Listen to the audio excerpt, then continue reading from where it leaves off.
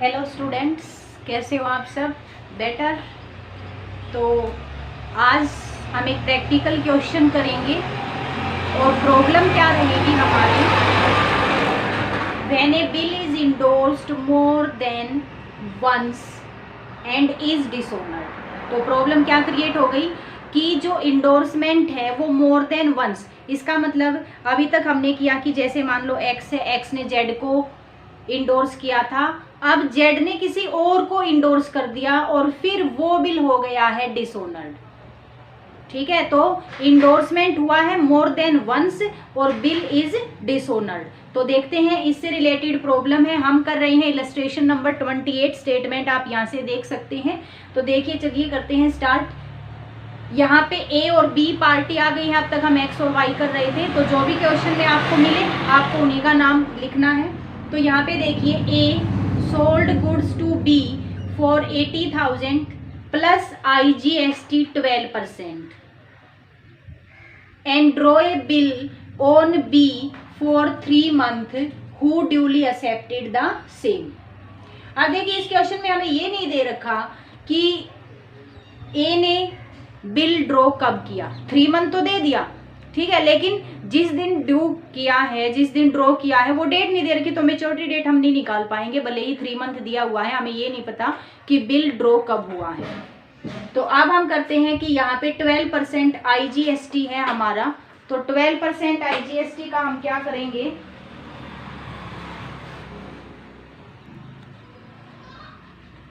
तो बेटा यहाँ IGST है। IGST का मतलब हमें पता है कि जब एक स्टेट से दूसरे स्टेट में सेल परचेज होती है तो IGST लगता है। तो 80,000 पे IGST निकालेंगे, ये निकलेगा हमारा 9600।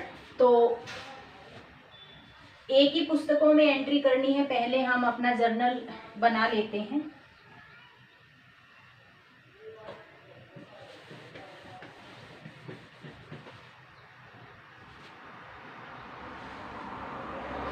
In the books of journal of A,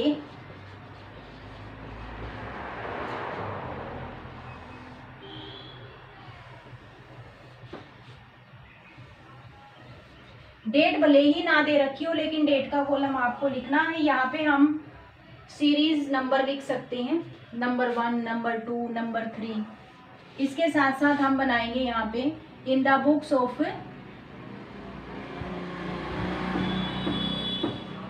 B, journal of B.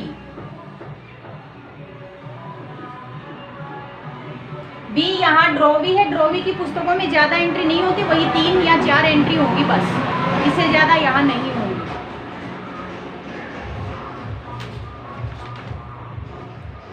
चलिए, तो अब जो सेल परचेज हुआ है, डेट नहीं दे रखी तो हम छोड़ देते हैं डेट का कॉलम। ए ने सेल किया है बी को, तो एंट्री हो जाएगी बी डेबिट 80,000। एक 80,000 तो सेल हुआ है, टू सेल अकाउंट,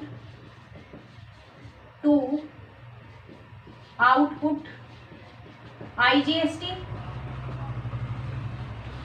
80,000 की सेल हुई है, आउटपुट IGST 9600 है, तो टोटल हमें बी से लेने हैं 89,600। ये हो गई हमारी फर्स्ट एंट्री। यही एंट्री बी अपनी पुस्तकों में करेगा। बी ने क्या किया है, बी ने परचेज किया है, परचेज किया है, तो परचेजेस अकाउंट डेबिट, परचेज किया है तो input IGST, account debit, purchases है 80,000 की, GST 9600 का, टू ए क्रेडिटर्स है 89,600। ये एंट्री हो गई परचेज की in the books of B. तो हमने सेल परचेज की एंट्री अब हम कर चुके हैं। नेक्स्ट देखते हैं क्या है, draw a bill on B for 3 months who duly accepted the same. A ने बिल लिखा है बी के ऊपर, बी ने एक्सेप्ट कर दिया है, ठीक है, तो ए को BR मिल गया है, BR डेबिट टू बी, कितने का, 89,600।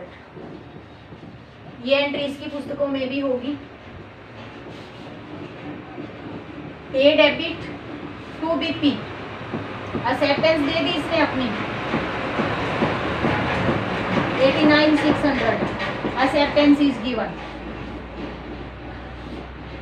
अब चलते हैं नेक्स्ट, देखते हैं क्या करता है। ए इंडोर्स द बिल टू सी, ए ने सी को इंडोर्स कर दिया, एंट्री करते हैं। अब देखो ए सी को इंडोर्स करे, जी को इंडोर्स करे, कुछ करे, इससे बी को कोई मतलब नहीं है, तो यहाँ कोई एंट्री नहीं होगी।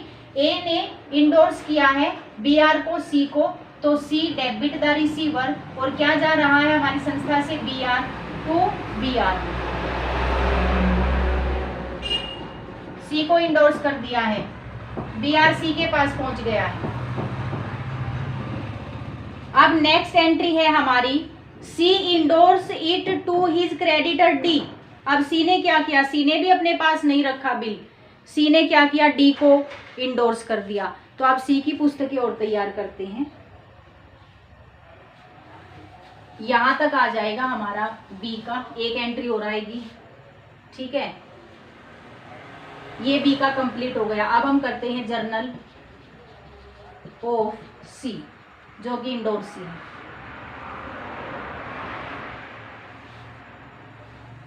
इसमें फर्स्ट एंट्री कौन सी होगी, जब ए बी आर देगा तो बी आर मिला इसे, तो B R account debit to A 89,600।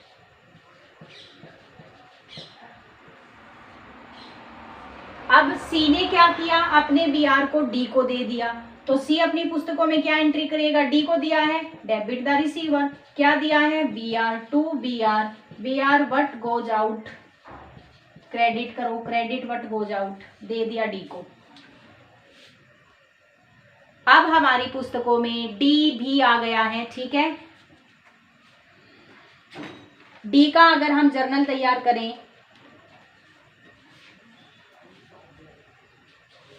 चलिए हम डी का यहां जर्नल तैयार कर लेते हैं।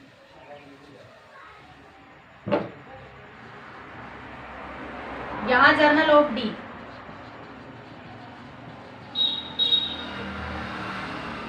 दिखाई दे रहा होगा, ज्यादा एंट्री नहीं होंगी इसमें, तो थोड़ी एंट्री होगी। फर्स्ट एंट्री क्या हुई, जब सी ने डी को बी आर दिया तो डी ने अपनी पुस्तकों में एंट्री की बी आर डेबिट टू सी, सी से मिला है 89,600। देखिए बी आर मिला था ए को, ए ने क्या किया, सी को दे दिया, सी ने क्या किया, डी को दे दिया, डी को मिल गया है बी आर, अब बी आर पहुंच गया है डी के पास। अब देखते हैं आगे क्या हुआ है। D discounted the bill eight 15% per annum, D ने क्या किया, बैंक से डिस्काउंट करा लिया 15% पर एनम से। अब देखिए 3 मंथ का था, 15% पर एनम से, फिर से हम डिस्काउंट चार्जेस निकालते हैं। अमाउंट कितना है हमारा 89,600 पे 15% के हिसाब से 3 मंथ के लिए आप निकालोगे डिस्काउंट की, और ये डिस्काउंट निकलेगी आपकी 3,360। कैलकुलेशन करने के बाद 3,360 डिस्काउंट निकलेगी। अब हमें पैसा कितना मिला, लेस कर दीजिए 89,600 में से, तो पैसा मिलेगा 86,240। डी ने डिस्काउंट कराया है, अब दिखाई दे रहा है आपको, डी ने डिस्काउंट कराया है, डी की पुस्तक दिखाई दे रही है। चलिए छोटा छोटा लिख देते हैं ताकि आपको दिखाई दे जाए। डिस्काउंट की एंट्री हमें पता है, bank account debit, discounting charges account debit, कितना मिला ये देखिए 86,240। डिस्काउंट चार्जेस कितना था 3,360 और 2 बी आर बैंक के पास चला गया। ये एंट्री डी की पुस्तकों में हो गई। डी ने क्या किया, डिस्काउंट करा लिया बैंक से। चलिए अब देखते हैं नेक्स्ट क्वेश्चन में क्या कहा जाता है। On the date of maturity the bill was dishonoured and bank paid the noting charges of ₹400। अब जो डी ने बैंक से डिस्काउंट कराया था तो बैंक के पास अब बीआर है, बैंक को मेच्योरिटी डेट पे पैसा नहीं मिला, बिल डिसोनर हो गया, तो अब बैंक किसको जानता है? जिसने बीआर दिया था। किसने दिया था? डी ने। ठीक है, और बैंक ने कितने रुपए नोटिंग चार्जेस के पे किए हैं यहाँ पे? 400। एक मिनट देख लेते हैं। यस, 400 नोटिंग चार्जेस के बैंक ने पे किए हैं। अब बैंक की पुस्तकों में तो हम एंट्री नहीं दिखाएंगे, डी की पुस्तकों में दिखाएंगे। डी की पुस्तकों में क्या एंट्री हो जाएगी? जब बैंक के पास डिसोनर जो बिल होता है, केस नंबर 2 है, यहाँ नीचे दिखाई नहीं देगा डी की पुस्तकों में, तो मैं यहाँ आपको बता रही हूँ बेटा, यहाँ आपको दिखाई नहीं देगा। डी की पुस्तकों में जो 3rd एंट्री होगी, जब डिसोनर हो गया है, अब डी किसको जानता है? सी को। तो सी को अपना क्या बना लेगा? डेटर्स। कितने अमाउंट से? 89,600 का तो था बीआर और 400 हो नोटिंग चार्जेस, तो कितने हो गए बेटा? ये 90,000 रुपये से डी को अपना डेटर्स बना लेगा, सी को अपना डेटर्स बना लेगा। डी डेटर्स बनाने का मतलब है कि डी सी से 90,000 रुपये लेगा, क्योंकि सी से जो बीआर मिला था वो डिसोनर हो गया। 400 रुपये नोटिंग चार्जेस के भी लेगा। और किसको दे रहा है? To bank. बैंक को पे कर देगा। कितने? With noting charges 90,000। ये डी की पुस्तकों में है 3rd entry. With noting charges C debit to bank. अब सी को इंफॉर्मेशन मिल गई है, ठीक है, डी ने बता दिया कि मैंने आपको 90,000 से अपना डेटर्स बना दिया है। अब डी को पता चल गया बीआर डिसोनर हो गया, तो सी जब इसके लिए डेटर्स है तो सी के लिए डी क्रेडिटर्स हुआ, और क्रेडिटर्स को करते हैं क्रेडिट। कितने से? 90,000 से। तो 2 तो डी करेंगे। अब ये सी किससे लेगा? किससे मिला था बीआर? ए से मिला था, तो ए से लेगा। ये तो ए डेबिट 90,000। सी ने ये पुस्तकों में अपनी एंट्री कर दी। ठीक है, सी ने क्या एंट्री की? ए डेबिट टू डी, कि ए से तो लेना है और डी को देना है 90,000 रुपये। अब चलते हैं हम ए की पुस्तकों में। अब सी ने ए को इंफॉर्मेशन दी कि मैंने आपको फिर से अपना डेटर्स बना दिया और अब की बार 400 रुपये ज्यादा से, क्योंकि नोटिंग चार्जेस के भी आप ही पे करो। तो अब देखिए बी ए क्या पुस्तक में एंट्री करेगा? ए किसको? ए किससे लेगा? ए बी से लेगा, तो बी को अपना डेटर्स बना दिया। कितने से? 90,000 से। और किसको पे करना है? ये देगा किसको? सी को देगा, तो सी को अपना क्रेडिटर्स बना दिया। कितने से? 90,000 से। ये हो गया डिसोनर ऑफ बिल, बिल डिसोनर हो गया ये। तो बी टू सी। अब आता है बी। जब डिसोनर हो गया है तो बी अपनी पुस्तकों में सेम एंट्री करेगा, चाहे कितना इंडोर्समेंट हो। इसे अपनी कौन सी एंट्री करनी है? इसे ए को पैसा देना है, तो सबसे पहले तो बीपी कैंसिल करेगा, तो बीपी डेबिट कितने का? 89,600 का है बीपी। तो 400 रुपये क्या है? Noting charges. नोटिंग चार्जेस ये अपनी पुस्तकों में अलग से दिखाएगा, क्योंकि बी के है ये नोटिंग चार्जेस। बाकी किसी की पुस्तकों में नोटिंग चार्जेस नहीं आया, केवल लिखा जाएगा नोटिंग चार्जेस अलग से 400 रुपये बी की पुस्तकों में, क्योंकि ये बी का ही फॉल्ट था जिसके कारण नोटिंग चार्जेस लगे हैं। बी ने टाइम पर पैसा नहीं दिया है। To bank account, sorry to A. A अपना क्रेडिटर्स, ए को पे करना है। कितना? 90,000।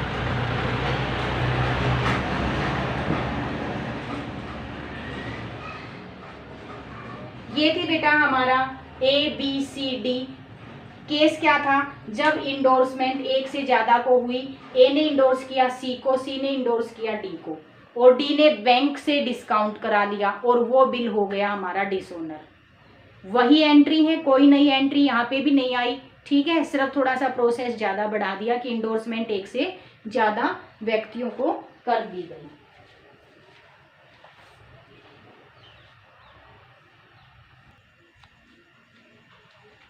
तो ये तो आपका सिचुएशन थी कि जब डिसोनर एक से ज़्यादा में हुआ था।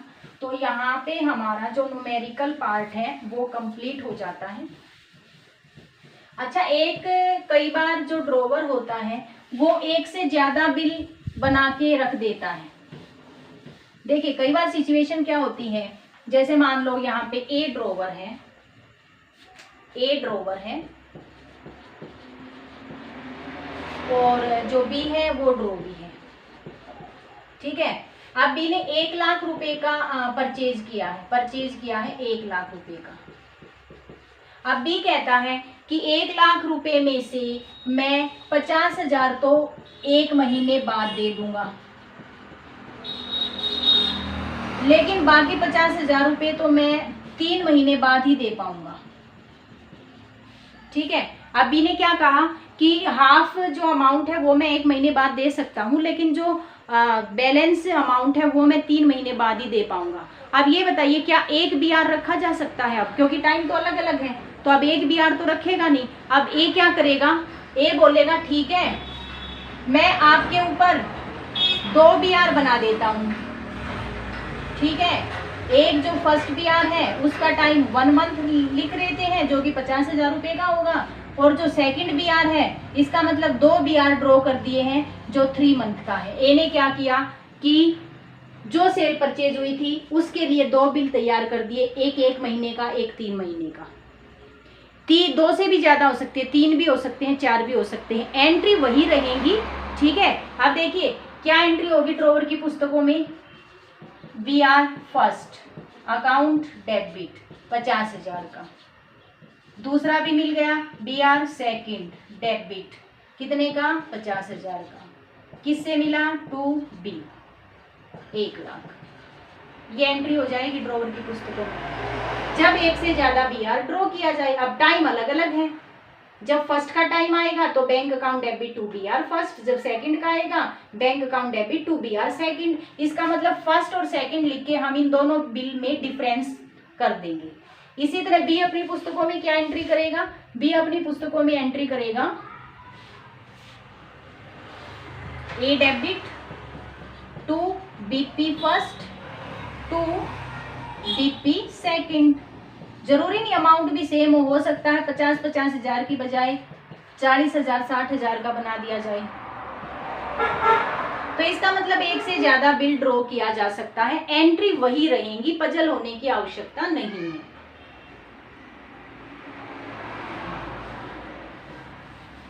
अब हमारा न्यूमेरिकल पोर्शन खत्म हो गया है इस चैप्टर का। एक छोटा सा लास्ट में थ्योरेटिकल पोर्शन बचा हुआ है वो अभी कर लेते हैं, इसके बाद ये चैप्टर हमारा कंप्लीट हो जाता है, ठीक है।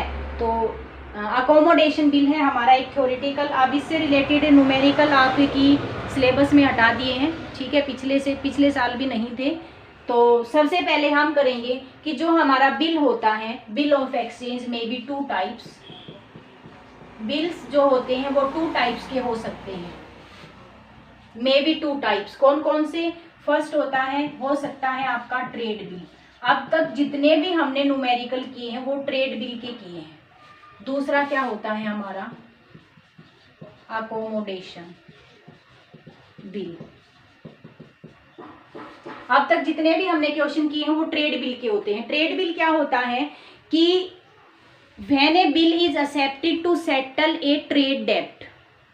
ड्रॉवी ने बिल एक्सेप्ट इसलिए किया है कि उसने परचेज किया था, उसे पैसा देना है, इसलिए बिल को एक्सेप्ट किया था, वो हमारा ट्रेड बिल कहलाएगा। ये किसी कंसीडरेशन के अगेंस्ट में एक्सेप्ट किया जाता है। सेल परचेज हुई है या कुछ और अमाउंट लेन देन हुआ है तभी ट्रेड बिल को ड्रॉ किया गया है।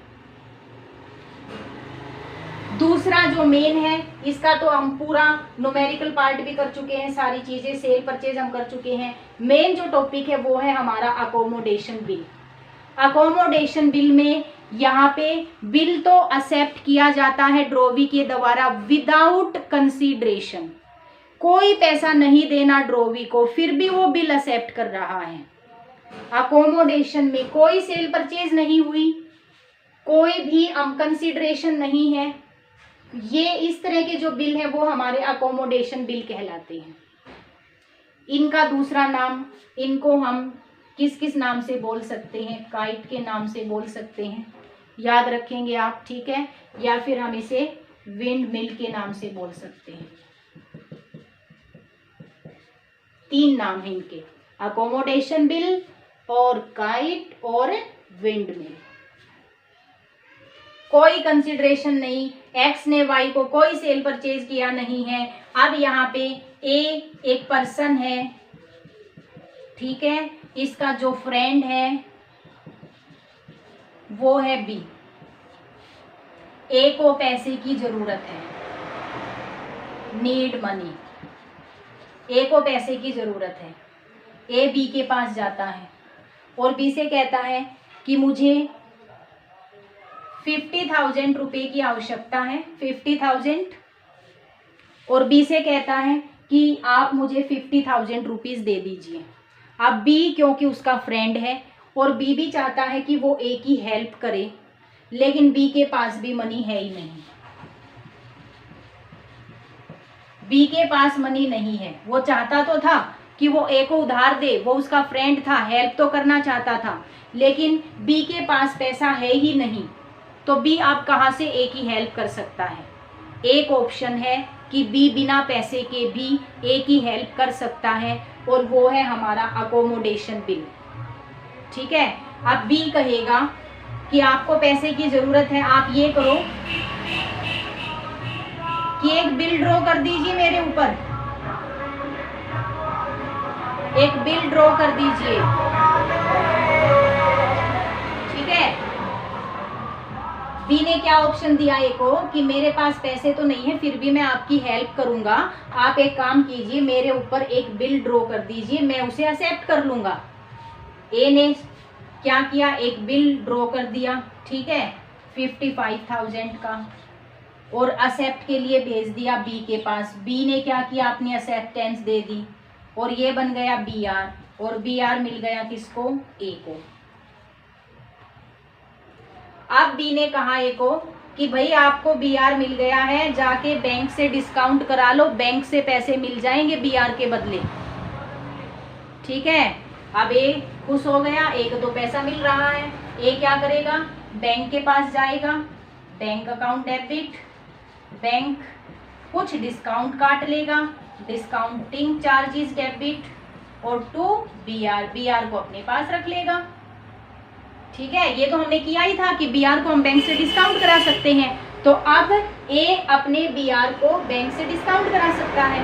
तो ए ने पहले ही, बी ने पहले ही ऑप्शन दे दिया था भाई 50,000 की जरूरत है, तो कुछ डिस्काउंट भी कटेगा, तो थोड़े से ज्यादा अमाउंट का दे दीजिए बी आर। तो इसने 55,000 का पहले से ही बना लिया। यहाँ पे मान लो हमारा जो बैंक है 2,000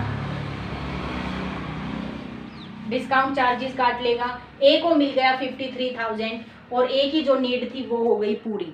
किसने की, बी ने। क्या बी ने पैसा दिया, नहीं, तो कैसे फिर हेल्प की, बी ने एक बिल एक्सेप्ट कर दिया ए के लिए, और ए को बोल दिया कि बैंक के पास जाके डिस्काउंट करा लो, ए को मिल गया पैसा। क्या बी को कोई पैसा देना था, इसने बिल क्यों एक्सेप्ट किया, इसने बिल एक्सेप्ट किया केवल अपनी फ्रेंड की हेल्प करने के लिए। बी को कोई पैसा नहीं देना था, कोई डेब्ट नहीं था बी का, विदाउट डेब्ट एक्सेप्ट किया है। और इस तरह के बिल हमारे कहलाते हैं अकोमोडेशन बिल, जिनका कोई कंसिडरेशन नहीं होता। ड्रॉवी केवल हेल्प के पर्पज से एक्सेप्ट करता है, ड्रॉवी को कोई पेमेंट नहीं करनी थी। ये होते हैं हमारे अकोमोडेशन बिल। अकाउंटिंग एंट्री बिल्कुल as it is trade bill की तरह होगी, कोई डिफरेंस नहीं है। एंट्री उसी तरह होंगी जैसे हमारी ट्रेड बिल की होती थी, जैसे मैंने ये एंट्री की। अब जब मैच्योरिटी डेट आएगी, ध्यान दीजिए, अब जब मैच्योरिटी डेट आएगी तो बैंक तो पैसा लेगा। बैंक किससे पैसा लेगा, ड्रॉवी से। ड्रॉवी कौन है, बी। अब जब मैच्योरिटी डेट आएगी तो बैंक तो पैसा लेगा बी से। मैच्योरिटी डेट पे ए क्या करेगा, ए पहले ही बी को 55,000 रुपये पे कर देगा, और बी से कहेगा भी जाके बैंक में दे आओ, ड्यू डेट आ गई है, ठीक है। क्योंकि पैसा किसने लिया था, ए ने। पे किसको करना है, बी को। तो ए ने क्या किया, ए ने बी को पहले ही पैसा दे दिया 55,000 रुपये, और कहा कि बैंक में जाके अपना अमाउंट, अपना बीपी पे कराओ।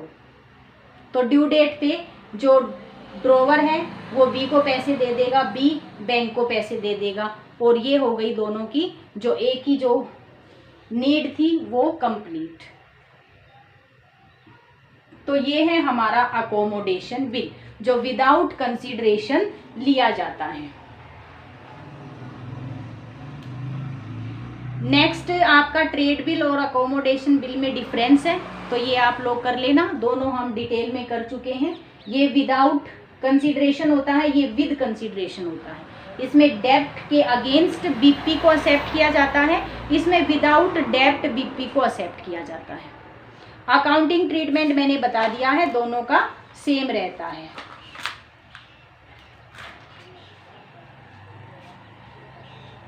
हाँ, एक बात और ध्यान रखनी है, अकोमोडेशन बिल में जैसे यहाँ बैंक के पास हम गए हैं, अब अगर टाइम पर बी भुगतान नहीं करता है अपने बीपी का, तो इसके लिए बी लाइबल होगा, बैंक के लिए बी लाइबल होगा और बैंक बी के विरुद्ध कोर्ट में भी जा सकता है अगर डिसऑनर हो गया बिल। तो ये ध्यान रखना है हमें, बैंक ए के विरुद्ध जाएगा और ए बी को, ठीक है। यहाँ पे केवल दोनों में फेथ था, विश्वास था, इसी कारण बी ने ए की हेल्प की है। अगर ए बाद में मना कर दे कि मैं पैसा नहीं दूंगा, तो फिर पैसा देना पड़ेगा बी को, ठीक है। तो कोर्ट में केस फाइल हो सकता है, ये नहीं है कि ये बिल फिर एक्सेप्टेंस कर लिया है तो पूरा बिल ट्रेड बिल की तरह आगे ट्रीट किया जाएगा। इसका मतलब थर्ड पार्टी को कोई भी धोखा नहीं दिया जा सकता अकोमोडेशन बिल से। तो आज हमारा चैप्टर ये कंप्लीट हो गया है, बिल ऑफ एक्सचेंज। तो अच्छी तरह इसको रिवाइज करना, ठीक है। तो आज के लिए इतना ही।